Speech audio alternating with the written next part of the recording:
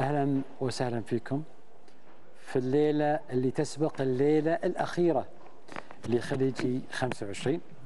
خلاص احنا وصلنا وياكم للفاينل والنهائي، وبكرة المباراة الختامية والنهائية بين العراق وعمان.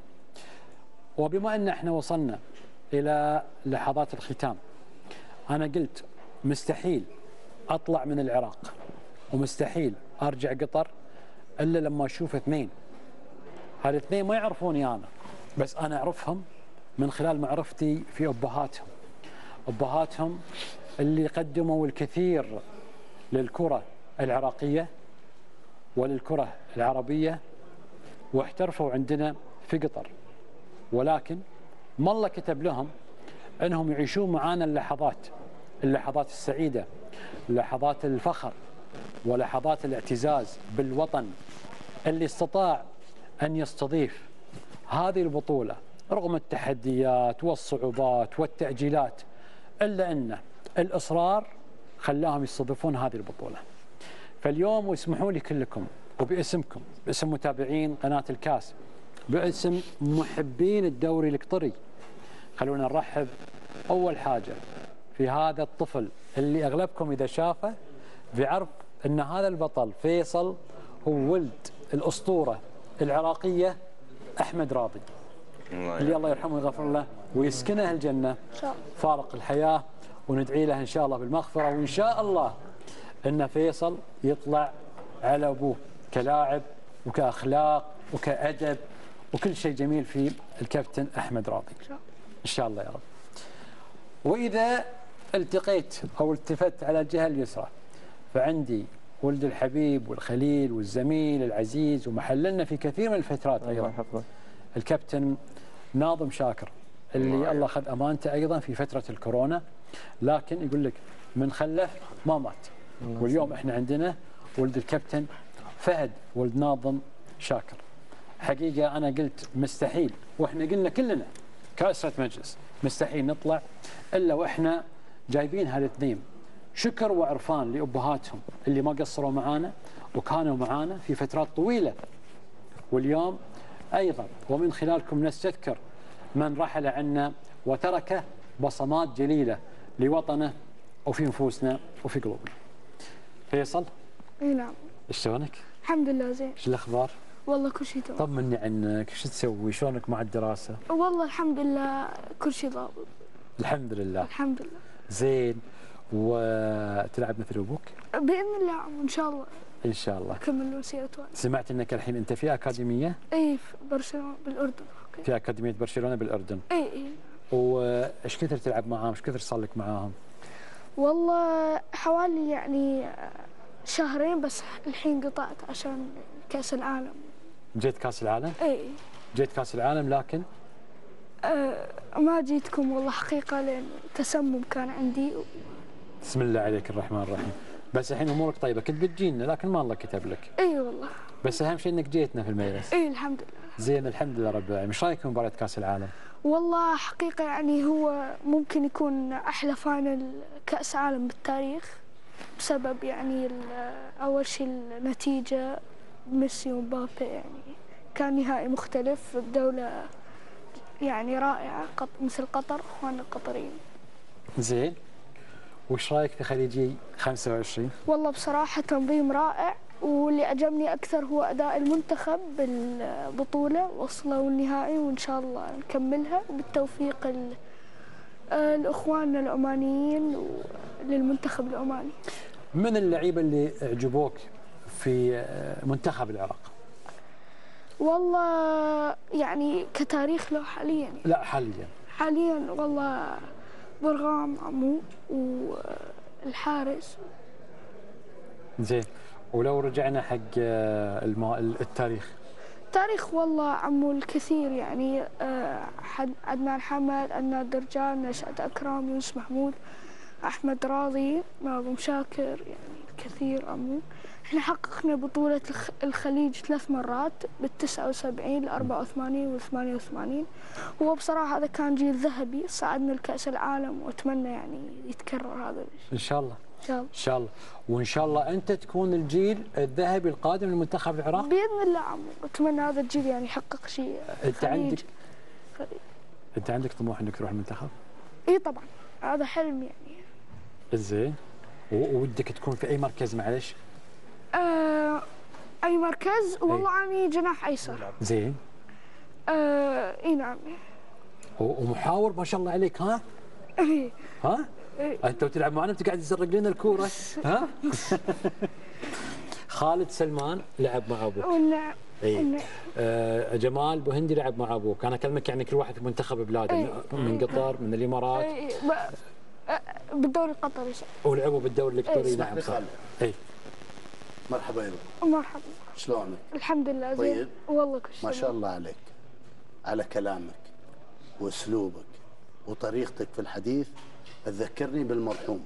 شكرا. هو يتكلم ما شاء الله، الله يرحمه ويغفر له يا رب.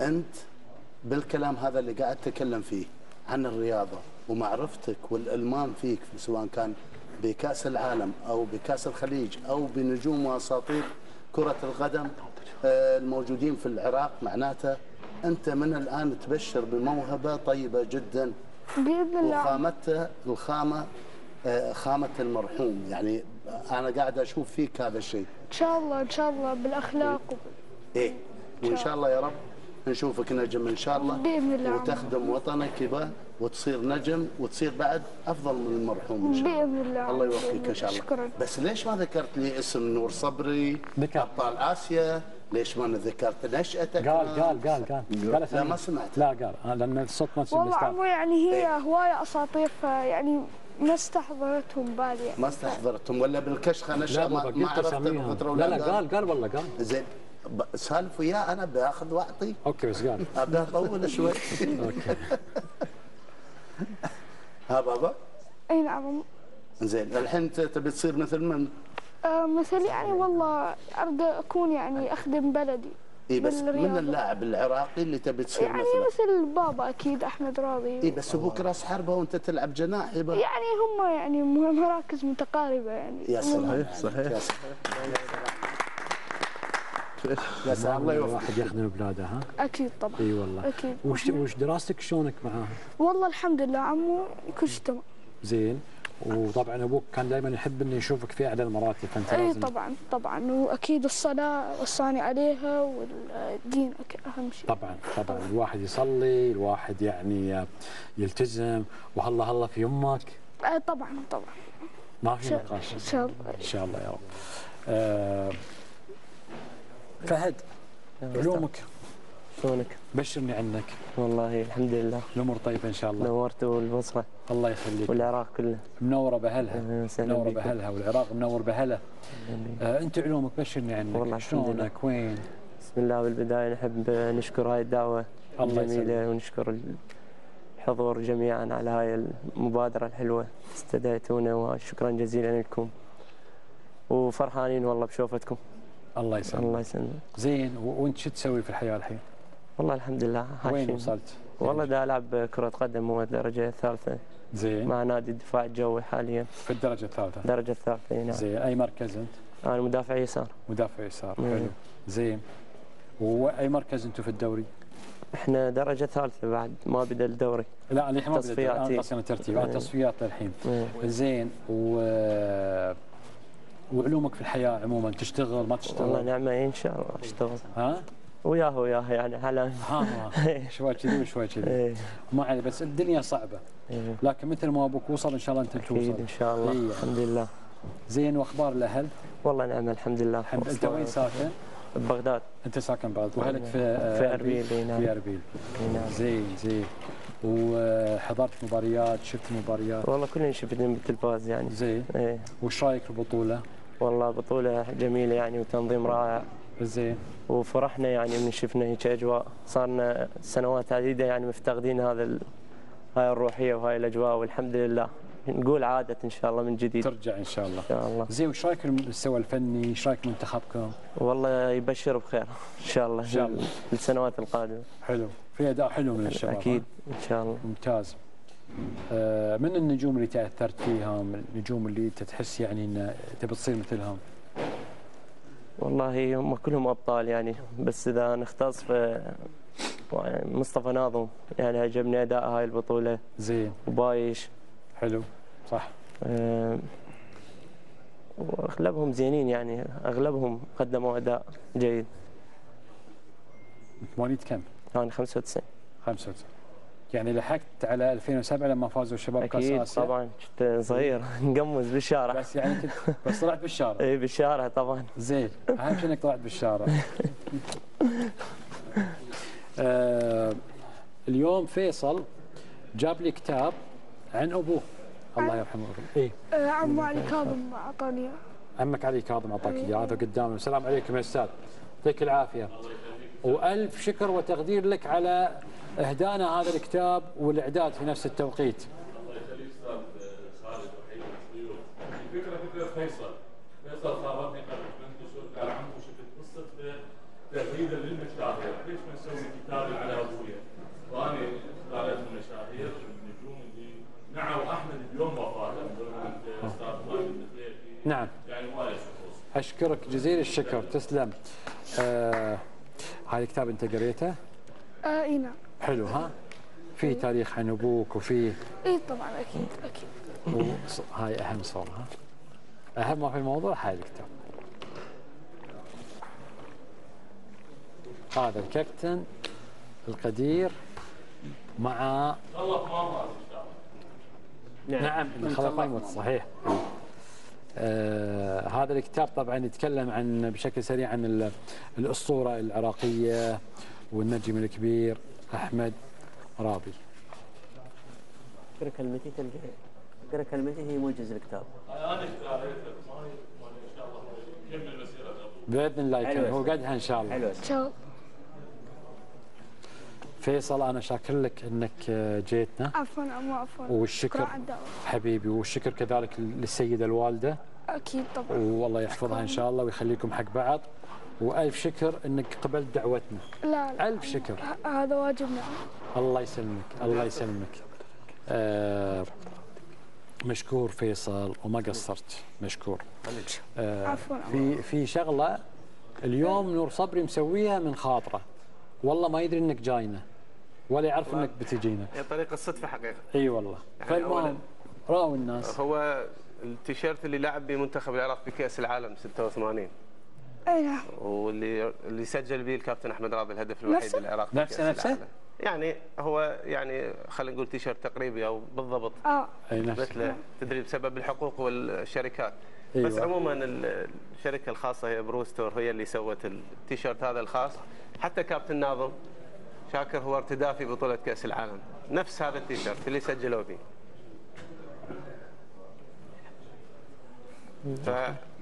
طبعا هديه لاعضاء المجلس وهديه مع بابا.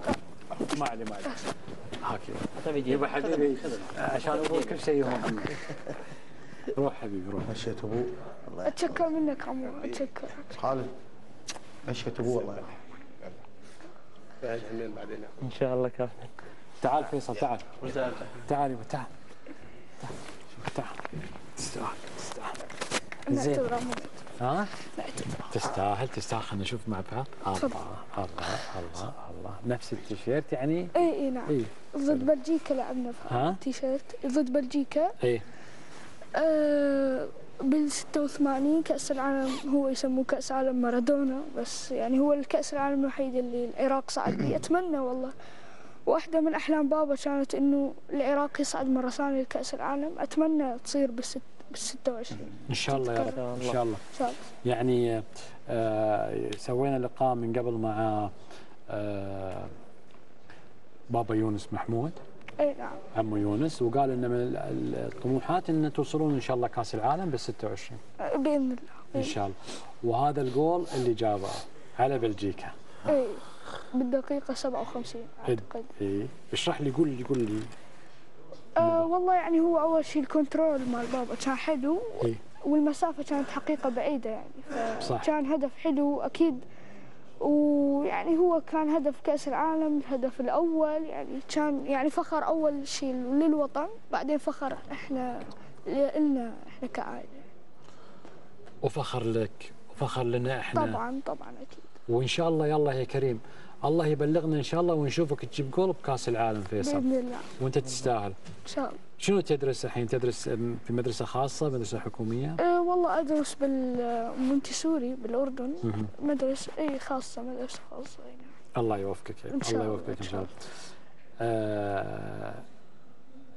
السؤال فيصل توقعاتك مباراة بكره؟ والله يعني المنتخبين قدموا اداء جيد بالبطوله. المنتخب العماني منتخب رائع والمنتخب العراقي كذلك يعني نفس الشيء، بس بصراحه يعني ما عندي توقعات حاليا يعني. ما ادري بصراحه. انا ما بك تتوقع، ابيك توجه كلمه حق اللعيبه، شو تقول حق اللعيبه؟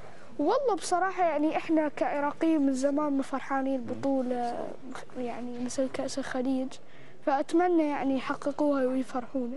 ان شاء الله. ان شاء الله. ان شاء الله. بالتوفيق ان شاء الله. للعلم ترى احنا موجودين بالبصره الحين صار لنا كم يوم؟ 17 يوم 18 يوم؟ اي نعم. من تاريخ 4 جيناكم. اي 4. تعرف ان نروح مكان او نسولف مع ناس يجيبون طاري ابوك احمد راضي ويجيبون طاري ناظم شاكر ويجيبون طاري اللاعبين، لكن للحين شوف الواحد اللي يخدم بلاده. اي طبعا اكيد عمو. وبصراحه الشعب خفف علينا احنا كعائله هوايه الشعب العراقي. شوف من كنا انجمعنا وما لقيناك، مكانك خالي بس حاضر خيالك، وقمنا بداوع الحضن بدالك، ورد بارد حضننا ما حضناك، تدري البارحة ايش قد افتقدناك، تدري بيك نعرف يمتى موجود، من بالبيت نشتم ريحة ورود،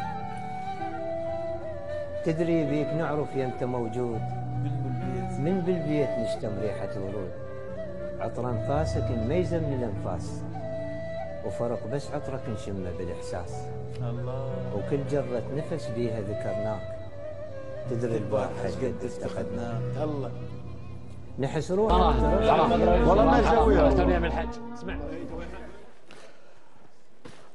ما نسوها. هذا حجي سعد صديق ابوي من كانوا يعني من زمان هواي، فلحد الان يتواصل ويانا، احب اوجه له تحيه، وهو اللي سوى هاي المبادره يعني. ومن ينسى يقدر ينسى اصلا ناظم شاكر ولا ينسى احمد راضي ولا اي واحد خدم العراق. توقعاتك المباراه صعبه ولا سهله؟ ما بينك. والله صعبه، هي صعبه، بس انا متوقع يعني مو العراق يفوز، على هالروحيه شفتها العراق يفوز. النتيجه بسيطه يعني. شو توجه للاعيبه، شو تقول لهم؟ ان شاء الله على هاي الروحيه العاليه ان شاء الله الفوز. ان شاء الله. ان شاء الله. فزتوا تستاهلون، هذه مباراه كره قدم اللي يفوز فيها يستاهل. شفت السياره شو تقول فيصل؟ اي سياره؟ الحين السياره. اي نعم. إيه؟ اخبرهم يا سندفات النوم في قلوبنا. ها؟ تستاهلون؟ دخلت مع ناظم الله يرحمه، والله عشان فتره بطولة، هو عارف خالد هو اللي غير لي الفكره في الشعب العراقي. تعرف ايش بطوله كاس الخليج، وبعد ما يخلص العمل نطلع مع بعض ويطلعوا مجموعه، اول مره اخذ صوره عن الشعب العراقي مختلفه بسبب ناظم شاكر. جميع الطوائف حتى كنت تعرف بالاعلام والاخبار كيف كذا تروحوا مع بعض. وبعدين بديت يونس وبدينا المجموعه وجيت البصره، خذينا الفكره الاخرى، ولا ابوك بدايه.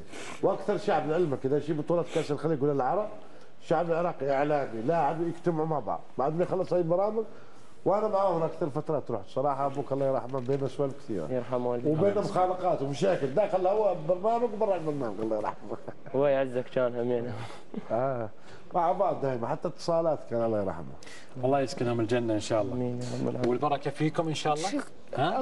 ان شاء الله. الله يسلمك. وزارتنا البركه فيصل. الله يبارك فيك. وان شاء الله ان شاء الله الله يعطيني طولة العمر واجي ان شاء الله احضر لك مباراه وانت بالمنتخب باذن الله عمو، باذن الله ان شاء الله. ان شاء الله. فيصل قواك الله. الله يسلمك. انا سعيد جدا ان جيت اليوم. احنا السعداء، شكرا جزيلا. وسلم على الاهل، سلم على الاهل. اكيد. تفضل. انا هذا اول مره شفته كان صغير، شافني انهزم ركض. فيصل الله يرحم ابوك. الله يرحمه. ابوك رمز، وكنا نتمنى نصير مثل الوالد. كنا نتمنى نقعد يمه، كنا نتمنى نسولف وياه. شكرا. اذا كابتن ناظم. الله يرحمهم ورحمته الواسعه يا رب. امين. انا احب اشكر هذا الانسان، هذا علي. هذا الوحيد اللي وقف وقفه رجاله. كليتنا قصرنا ويا اهل ابو هيه. هو الوحيد اللي وقف، هو الوحيد اللي بقى مستمر، هو الوحيد اللي بقى يطالب بحق احمد راضي. اذا عنده حق، هو عنده حق احمد راضي، لانه خدم العراق وقدم العراق كثير. هو الوحيد اللي بقى متواصل ويا اهله، متواصل حتى بصفحته. صفحه احمد راضي هو ينزل ويترحم له وينزل له صور وينزل له فيديوهات ويذكره. علي انت احسن من عندنا، انت رجال. الله يوفقك ان شاء الله.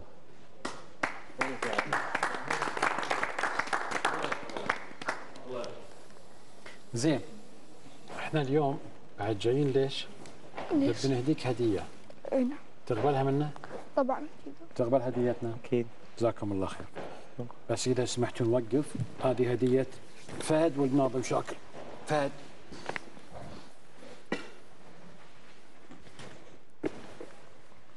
طبعا هي شوفتكم هديه. الله يسلمك حبيبي. هديه احنا ننتمي لهذه المؤسسه. شرف. اللي ابوك كان معانا في يوم من الايام، ونفتخر ان احنا اليوم نكرمك وكاننا نكرم ناظم شاكر. لنا الفخر والله. الله يسلمك ويطول لي في عمرك حبيبي. تسلم. الف شكر لك وعلى جيتك. شكرا جزيلا. تسلم. شكرا. تسلم حبيبي. انت الحين صرت رجال ما شاء الله عليك. شكرا. فلازم بعد ان احنا نعطيك هديتك، لك هديتين. اي. زين؟ الهديه الاولى اللي هي هذا شعار قناه الكاس. شكرا لهم. شكرا. وانت تستاهل اكثر. شكرا لك. الله يسلمك. الهديه الثانيه اذا سمحت لنا بيعطيك اياها الكابتن الاسطوره مالتنا خالد سلمان. روح عند بابا خالد. خلها بالارض. خلها بالارض. تتوقع حيبي اي رقم هذه؟ خلها بالارض. 8 اكيد. شكرا. تعبنا. تستاهل. لا بالعكس ان شاء الله اشوفك كثير. لف المجلس لو سمحت. ايوه.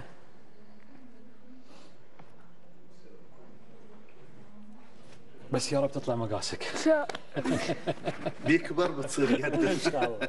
هكذا. شباب اللي بيصور معنا صوره جماعيه بنصور معاهم صوره جماعيه.